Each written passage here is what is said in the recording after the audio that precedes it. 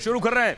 आज की सबसे बड़ी खबर से शुरुआत कर रहे हैं और आज की सबसे बड़ी खबर है वो, क्योंकि कल अखिलेश नॉमिनेशन फाइल करने वाले, हम आपको बताने जा रहे हैं कैसे उत्तर प्रदेश में बागी बहुरिया बनाम अखिलेश भैया हो सकता है। अखिलेश यादव, आपको बताऊं बड़ी खबर यह है, कल नॉमिनेशन यानी नामांकन दाखिल करने वाले हैं करहल की सीट से और उस सीट से क्या बीजेपी अपर्णा यादव को टिकट दे सकती है? क्या आमने सामने होंगे अखिलेश यादव और अपर्णा यादव? आपको दिखाने जा रहे हैं ये बात हम क्यों कह रहे हैं। क्या बीजेपी अपर्णा यादव को मैदान में उतारेगी? मैनपुरी की करहल सीट से अखिलेश यादव चुनाव लड़ेंगे। बीजेपी अपर्णा यादव को उतार सकती है, यानी मुलायम सिंह यादव की छोटी बहू को करहल सीट से क्या बीजेपी उम्मीदवार बनाएगी? और करहल में बहू और जेठ आमने सामने होंगे, ये परिस्थितियां बन सकती हैं क्या? करहल, आपको बताऊं, समाजवादी पार्टी का गढ़ है। मुलायम सिंह खुद मैनपुरी से सांसद हैं और 31 जनवरी यानी कल अखिलेश यादव इसी करहल से नॉमिनेशन फाइल करने वाले हैं, यानी पर्चा भरने वाले हैं।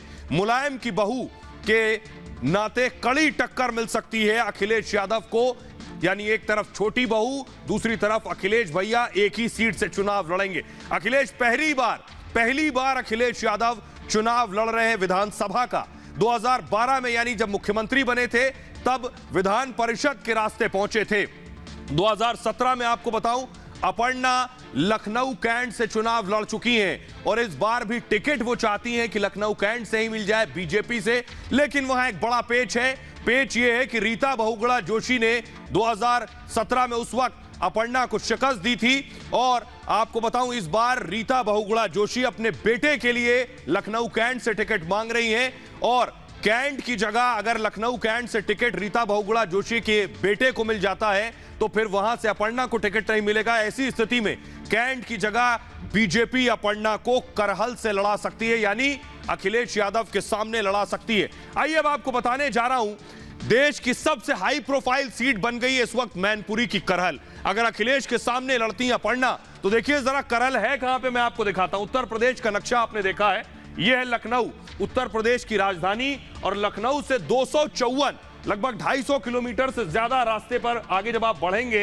यानी मैनपुरी की तरफ, इटावा मैनपुरी की तरफ, तो मैनपुरी में है यह करहल। यहीं से खुद मुलायम सिंह यादव सांसद हैं। लगभग 250 किलोमीटर उत्तर प्रदेश की राजधानी लखनऊ से दूर है यह मैनपुरी।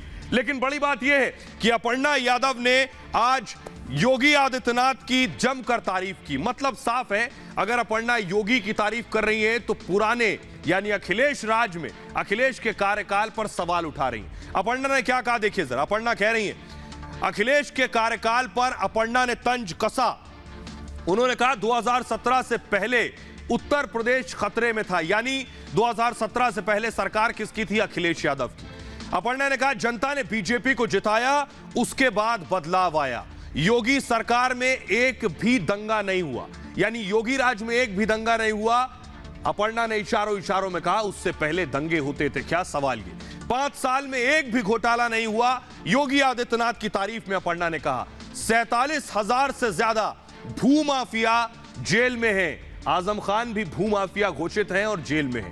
2000 करोड़ की अवैध संपत्तियों पर बुलडोजर चलाया योगी आदित्यनाथ ने। अपर्णा यादव ने यह भी प्रशंसा में कहा बहू बेटियों को अब डर नहीं लगता, ये अपर्णा यादव ने कहा। यूपी से अपराधी पलायन कर गए हैं, ये तारीफ में कहा है। आइए अब आपको सुनवाते हैं अपर्णा ने कैसे योगी की तारीफ की, ये सुनिए। और क्या अपर्णा बनाम अखिलेश करहल में होने वाला है, देखिए रिपोर्ट।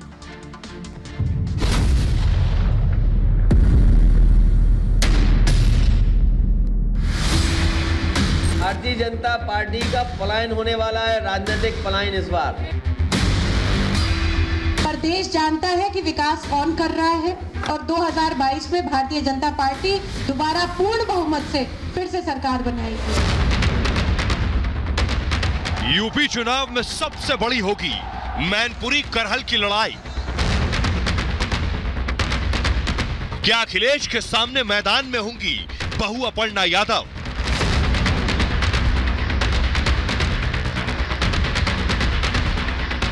अखिलेश मैनपुरी के करहल से सोमवार को नामांकन करने वाले हैं, लेकिन क्या योगी अखिलेश के सामने अपर्णा को उतारकर बड़ा दांव चलेंगे?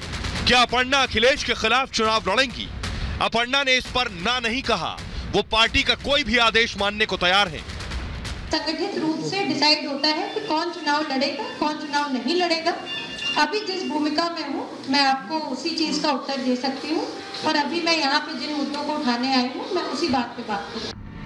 योगी अगर अपर्णा को मैदान में उतारते हैं तो अखिलेश के सामने दोहरा संकट होगा।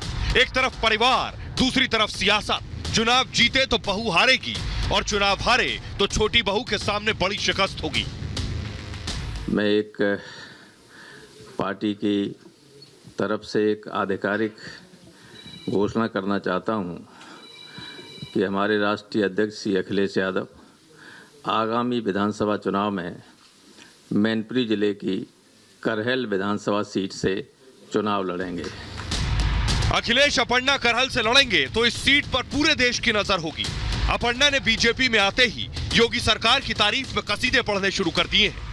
5 साल में भारतीय जनता पार्टी की सरकार में एक भी घोटाला नहीं हुआ, 5 साल में एक भी दंगा नहीं हुआ। बहू बेटियां और उनकी सुरक्षा को लेकर के माननीय यशस्वी प्रधानमंत्री श्री नरेंद्र मोदी जी और हमारे प्रदेश के मुख्यमंत्री श्री योगी आदित्यनाथ जी हमेशा बहुत चिंतन करते हैं, और उनके लिए जितनी भी विमेन एम्पावरमेंट की स्कीम्स चल रही हैं, ना इससे पहले कभी थी और ना ही उनका इम्प्लीमेंटेशन इतनी अच्छी तरीके से हुआ है।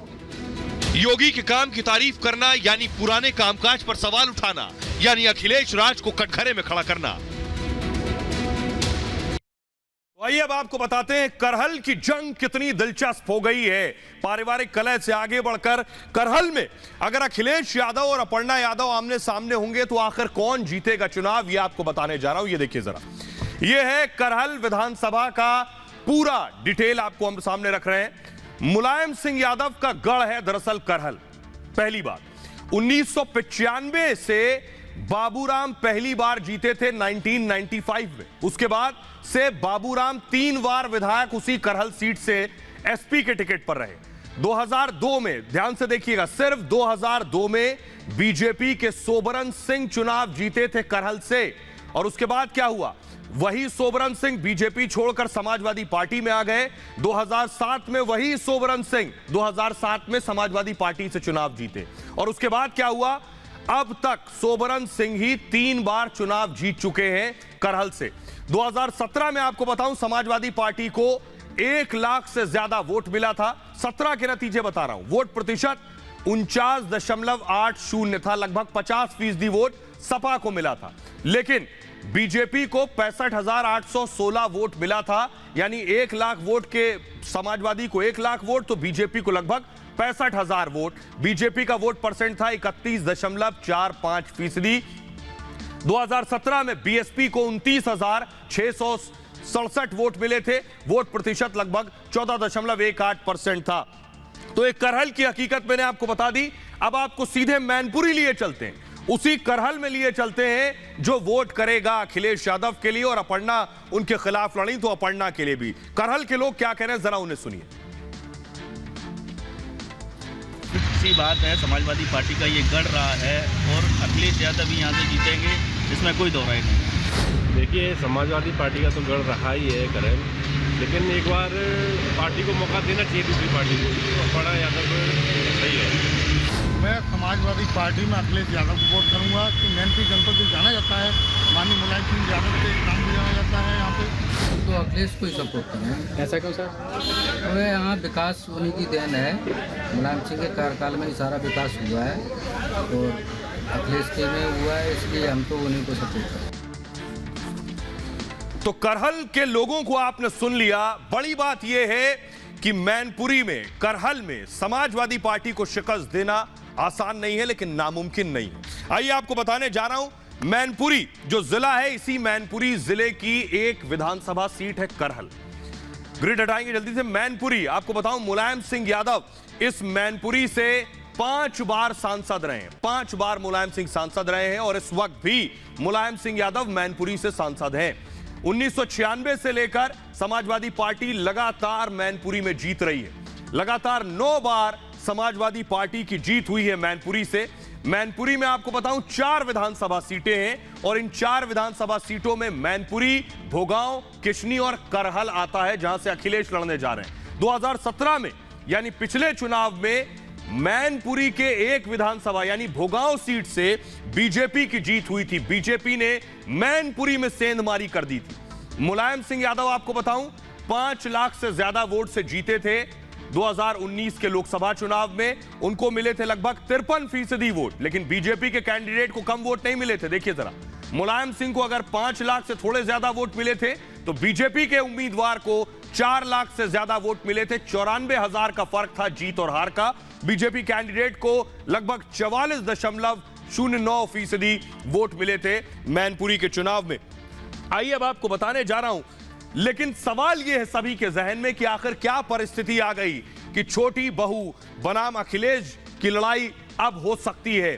क्या स्थिति आ गई कि परिवार की बहू परिवार से बाहर निकलकर बीजेपी का दामन थाम चुकी है। आइए वो बड़ी वजह आपको बताने जा रहे हैं जो अब तक शायद पर्दे के पीछे रही। बड़ी वजह बेशक सियासत है, निजी महत्वाकांक्षाएं हैं। जाने की वजह बताया जाता है लखनऊ कैंट की सीट रही जो अपर्णा यादव जिस पर चुनाव लड़ चुकी हैं, हार गई थी। 2017 में समाजवादी पार्टी की टिकट पर चुनाव लड़ा, लेकिन रीता बहुगुणा जोशी जो बीजेपी की कैंडिडेट थी उनसे चुनाव हार गई अपर्णा यादव।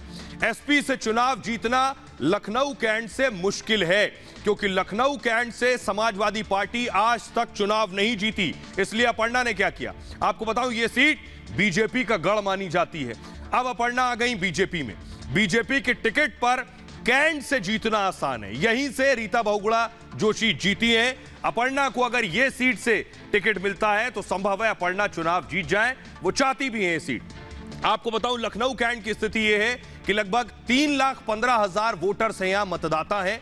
ब्राह्मण वोटर इसमें 60,000 हैं, दलित वोटर 50,000 हैं और वैश्य 40,000 हैं, पिछड़ा वर्ग 30,000 है।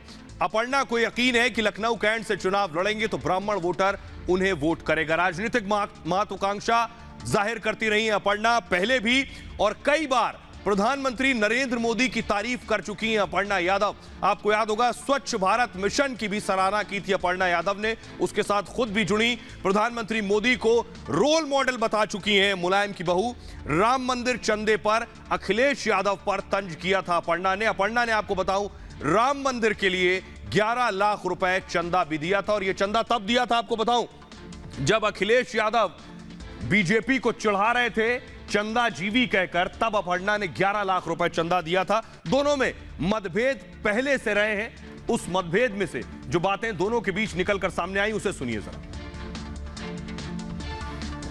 नेताजी ने बहुत कोशिश की समझाने की, नेताजी ने बहुत कोशिश की समझाने की, तो मैं बधाई दूंगा और शुभकामनाएं।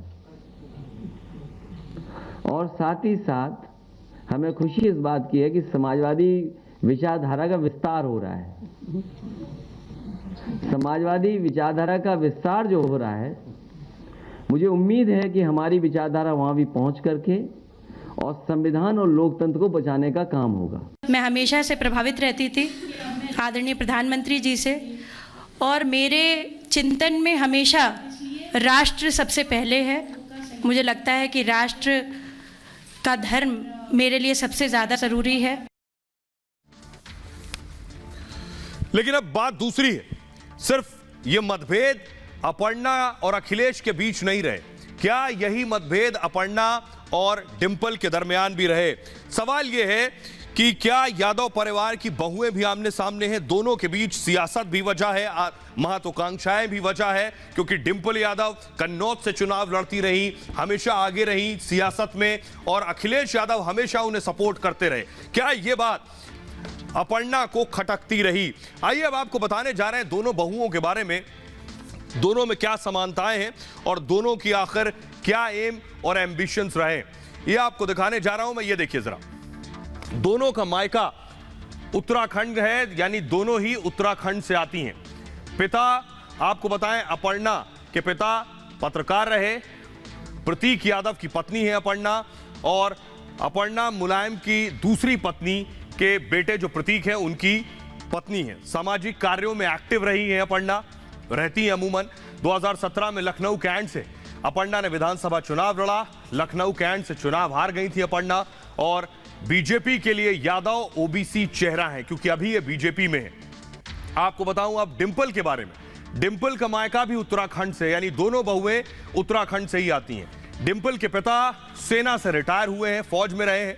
अखिलेश यादव की पत्नी है डिंपल, और मुलायम की पहली पत्नी के बेटे अखिलेश, उनकी पत्नी है डिंपल। राजनीति में काफी एक्टिव है। खुद डिंपल कई बार चुनाव लड़ चुकी हैं। 2009 में फिरोजाबाद लोकसभा उपचुनाव लड़ा था और लोकसभा उपचुनाव हार गई थी फिरोजाबाद से, और कन्नौज से भी चुनाव लड़ चुकी हैं। कन्नौज का चुनाव जीता था। आइए आगे बढ़ते हैं खबरों में, और आज की एक और बड़ी खबर है राहुल गांधी से जुड़ी। राहुल गांधी को आखिर हिंदुत्व से इतनी नफरत क्यों है?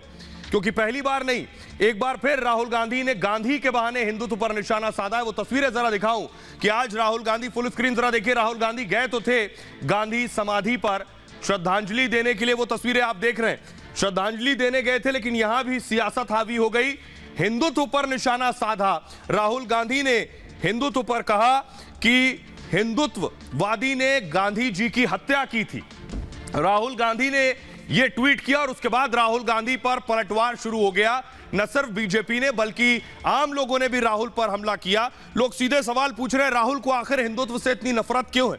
देखिए जरा राहुल ने क्या कहा, उस पर लोगों ने क्या कहा है। अगर मैं फ्लोर ग्राफिक जल्दी से लूं, अब मैं आपको बताने जा रहा हूं राहुल गांधी ने क्या ट्वीट किया। उस पर देखिए जरा राहुल पर कैसे लोगों ने खुद ही आईना दिखाया। ग्रिड हटाऊंगा। राहुल गांधी ने लिखा, हिंदुत्ववादी ने गांधी जी को गोली मारी। राहुल ने लिखा, सब हिंदुत्ववादियों को लगता है गांधी जी नहीं रहे। जहां सत्य है वहां आज भी बापू जिंदा हैं। लेकिन राहुल ने जो कहा, हिंदुत्ववादी ने गांधी जी को गोली मारी, सोचिए राहुल गांधी गांधी को मारने वाले का मजहब बता रहे हैं सिर्फ हिंदुत्व पर निशाना साधने के लिए। तो बीजेपी ने कहा, तरुण चुग कह रहे हैं मुझे समझ नहीं आ रहा इस ट्वीट में बापू को राहुल श्रद्धांजलि दे रहे हैं या फिर यह जनाब ने सुबह सुबह हिंदुओं के प्रति अपनी नफरत भड़ास बाहर निकाली है। राकेश सिन्हा ने कहा, गोडसे ने तो महात्मा गांधी की हत्या की। वो आगे लिखते हैं, पर नेहरू गांधी परिवार गांधी जी के विचारों, दर्शन और सोच की हत्या के लिए जिम्मेदार है। कपिल मिश्रा जो खुद बीजेपी के नेता, उन्होंने लिखा, गांधी जी की हत्या से केवल एक आदमी और उसके खानदान का फायदा हुआ है। गांधी के सरनेम से देश को लूटने का काम हुआ है। विनोद बंसल लिख रहे हैं, वीएचपी के नेता, जिन लोगों का राजनीतिक धरातल रसातल में जा चुका है, वो फर्जी गांधी लगातार हिंदू व हिंदुत्व को बदनाम करने का प्राणहीन पार्टी को जीवित रखना चाहते हैं बदनाम करने के जरिए। हम हिंदू हैं, सब जानते हैं। इतना ही नहीं, लोग भी सोशल मीडिया पर राहुल गांधी के हिंदुत्व पर टारगेट करने पर हमला कर रहे हैं। एक शख्स ने लिखा, बलिराम यादव ने लिखा, जिनके लिए श्री राम काल्पनिक हो वो हिंदुत्व पर प्रवचन दे रहे हैं। राम यादव लिख रहे हैं, सत्ता प्राप्ति के लिए नफरत फैला रही हैं ये वंशवादी ताकतें। विजय पटेल लिख रहे हैं राहुल को, हिंदुओं को इस फर्जी टूल किट का विरोध करना चाहिए जो राहुल गांधी अपना रहे हैं। राम ठाकुर लिख रहे हैं, राम मंदिर पर सवाल उठाने वाले हिंदुत्व के बारे में क्या बताएंगे। राहुल दीक्षित लिख रहे हैं, जनेऊ का स्वांग रचने वाले राहुल की नई सियासी चाल है हिंदुत्व पर हमला। आइए अब मैं आपको सुनवाता हूं, सुनिए जरा बीजेपी ने कैसे हमला किया है राहुल गांधी के हिंदुत्व पर, इस निशाने पर। सुनिए जरा। कहीं ना कहीं हिंदुओं के खिलाफ ट्वीट करना, उनके खिलाफ बोलने से उनको एक परम आनंद की अनुभूति होती है। ये दुखद है। इनको डर है हमसे हिंदुत्व का, इसको डर है नव हिंदुत्ववादी,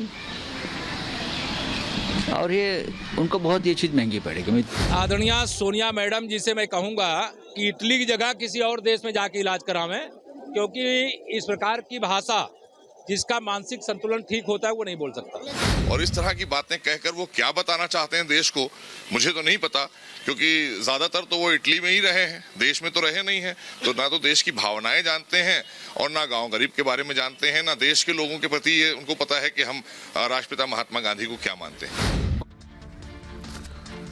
और आइए अब आपको राहुल गांधी की पोल खोलने जा रहे हैं। राहुल का एजेंडा साफ है, खुद को हिंदू कहेंगे और हिंदुत्व के नाम पर पूरे देश को डराएंगे। कैसे, देखिए जरा। राहुल ने हिंदुत्व की दरअसल एक मन घड़ंत परिभाषा गढ़ी है। हिंदुत्व की ब्रांडिंग आतंकी के तौर पर की है राहुल गांधी ने। भगवा आतंकवाद नाम किसने गढ़ा? कांग्रेस ने गढ़ा, और यह बहुत सोची समझी साजिश के तहत गढ़ा गया। और इसकी शुरुआत कब हुई? देखिए 2010 से। लोग समझ नहीं पाए कि कांग्रेस आखिर ये क्यों कर रही है, क्योंकि इसके पीछे बड़ी साजिश थी। 2010 में भगवा को बदनाम करने की साजिश रची गई। मालेगांव ब्लास्ट में भगवा आतंकवाद गढ़ा गया। 2013 में 3 साल बाद आरएसएस बीजेपी पर कांग्रेस ने आरोप लगाया। कांग्रेस ने कहा बीजेपी आरएसएस हिंदू आतंकवाद बढ़ा रहे हैं। 2013 में आरएसएस पर कांग्रेस ने हमला बोला। यह उसी सोच का हिस्सा था। आरएसएस बम का प्रशिक्षण देती है, यह दिग्विजय सिंह ने कहा। यह भी उसी जहनियत का हिस्सा था कि कैसे हिंदुत्व पर एक साजिश के तहत, प्लानिंग के तहत सभी को एक साथ हमला करना और हिंदुत्व को बदनाम करना है। शशि थरूर ने 2018 में कहा हिंदू पाकिस्तान नाम गढ़ा उस वक्त इन्होंने भारत का। बीजेपी जीती तो हिंदू पाकिस्तान बना देगी देश को, यह कहकर डराया। 2019 में दिग्विजय सिंह ने कहा हिंदुओं को बदनाम करने की कोशिश हो रही है। आईएसआई के लिए जासूसी गैर मुस्लिम ज्यादा करते हैं, यह कहा दिग्विजय सिंह ने। अब सोचिए जरा, राहुल गांधी बार बार हिंदुत्व पर हमला करते हैं। लोगों में खासा गुस्सा है। जो बात आज कही कि गोडसे की हत्या हिंदुत्ववादी ने की, इस पर लोगों में खासा रोष है। सुनिए जरा देश के लोगों को। राहुल जी का मानसिक संतुलन बिल्कुल खराब हो चुका है। सोनिया गांधी जी को उनका इलाज कराना चाहिए। कांग्रेस पार्टी का हमेशा काम रहा है कि हिंदुत्व को बदनाम करना, हिंदुत्व के खिलाफ रचना।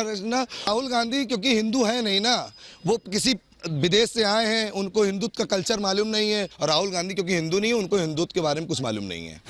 और राहुल गांधी जो हैं ये दिमागी रूप से जो है बीमार हो चुके हैं, जो आए दिन सुर्खियों में बने रहने के लिए उटपटांग बयान दिया करते हैं, मात्र हिंदू धर्म को बदनाम करने के लिए। राहुल गांधी बस उनका यही है कि उनको सबसे पहले इलाज की ज़रूरत है और उनका इलाज ही करवाना सबसे पहली प्राथमिकता है। हमेशा तरह तरह के विचार करा करते हैं और हमेशा हिंदुत्व को कभी कुछ प्रकार, कभी किसी प्रकार से भड़काने की कोशिश करते हैं। लेकिन भारत में हिंदुत्व ऐसा नहीं है जो किसी भी प्रकार से भड़के, ना कि भड़का था, ना भड़का है, ना भड़केगा। और राहुल गांधी जी का ये कहना गलत है। राहुल गांधी खुद ईसाई हैं, उनकी। और आइए अब आपको दिखाने जा रहे हैं। सोचिए जरा, राहुल हिंदुत्ववाद से नफरत करते हैं, लेकिन चुनाव में वोट चाहिए हो तो मंदिर सबसे पहले जाते हैं। ये कामाख्या मंदिर, असम की तस्वीरें हम आपको दिखा रहे हैं। चुनाव था, वोट लेने थे तो मंदिर पहुंच गए। दूसरी तस्वीर दिखाऊं, कर्नाटक मंदिर की तस्वीर है राहुल गांधी की। वोट चाहिए था तो मंदिर पहुंच गए, और जब वोट नहीं चाहिए तो हिंदुत्व पर हमला। तीसरी तस्वीर मैं दिखाने जा रहा हूं। तीसरी तस्वीर गुरुग्राम मंदिर की है। राहुल गांधी शीतला माता मंदिर पहुंचे थे। यानी राहुल को जब वोट चाहिए है, चुनाव नजदीक है, तो वो हिंदू बन जाते हैं, हिंदू कहलाना पसंद करते हैं, लेकिन हिंदुत्व के नाम से लोगों को डराते हैं और हिंदुत्व को अलग कर देते हैं। आइए अब मैं आपको बताने जा रहा हूं, राहुल गांधी ने पहली बार नहीं किया, इससे पहले कई बार राहुल गांधी इसी तरह हमला कर चुके हैं हिंदुत्व पर, बाकायदा सोची समझी रणनीति के तहत। ये देखिए जरा, राहुल गांधी ने पहले कहा था हिंदू अलग है और हिंदुत्ववादी अलग है, यानी हिंदू को भी डिवाइड कर दिया। मैं हिंदू लेकिन हिंदुत्ववादी नहीं हूं। महात्मा गांधी हिंदू थे, गोडसे हिंदुत्ववादी था। यहां एक दीवार खींच दी उन्होंने। हिंदुत्ववादी को सिर्फ सत्ता से प्यार है। यह देश हिंदुओं का, हिंदुत्ववादियों का नहीं है। हिंदुत्ववादियों की वजह से देश में महंगाई बढ़ गई है। 2014 से हिंदुत्ववादियों का राज है। हिंदुत्ववादियों को बाहर निकालना है, यह राहुल गांधी ने कहा। हिंदुत्ववादियों के दिल में सच्चाई नहीं है और हिंदुत्व में विश्वास करने वाले झुकते हैं, यह कहा। हिंदुत्ववादी पैसों के सामने झुकते हैं। यह हमला वो हिंदुत्व पर कर रहे हैं। हिंदुत्ववादी अंग्रेजों के सामने भी झुकते थे। यह प्रहार बीजेपी पर है। आइए मैं आपको सुनवाता हूं, सुनिए जरा, राहुल गांधी ने इस तरह के बयान कब और किन मौकों पर दिए और सोची समझी साजिश के तहत दिए। देश की राजनीति में आज दो शब्दों की टक्कर है। एक शब्द हिंदू, दूसरा शब्द हिंदुत्ववादी। ये एक चीज नहीं है, ये दो अलग शब्द हैं। हिंदुत्ववादी गंगा में अकेला स्नान करता है। हिंदू करोड़ों लोगों के साथ गंगा में स्नान करता है। एक तरफ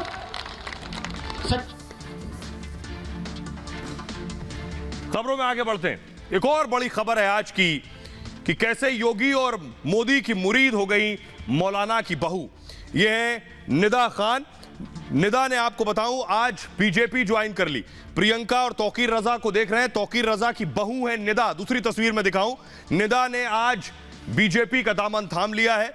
आज योगी सरकार के साथ, यानी मोदी सरकार के साथ बीजेपी में आ चुकी। बीजेपी ज्वाइनिंग की तस्वीरें मैं आपको दिखा रहा हूं। आइए अब आपको बताने जा रहा हूं कि मौलाना की बहू आखिर योगी और मोदी के कैंप में आ गई और जमकर तारीफ कर रही है। ये आप देख रहे हैं निदा को। निदा खान बीजेपी में शामिल हो गई हैं। इसे मूव करेंगे जल्दी से ग्राफिक्स को। तौकीर रजा की बहू है निदा खान। निदा ने योगी और मोदी की जमकर तारीफ की इस मौके पर। उन्होंने कहा मुस्लिम महिलाओं के लिए योगी आदित्यनाथ ने काम किया है। मोदी ने 3 तलाक कानून बनाया है। मुस्लिम महिलाओं की हालत बदली है और कानून के बाद 3 तलाक केस कम हो गए हैं, निदा का कहना है। मोदी ने सबका साथ सबका विकास किया है। निदा कह रही है देश में अब महिलाएं सुरक्षित महसूस कर रही हैं। बीजेपी का समर्थन करना चाहिए, यह निदा ने कहा।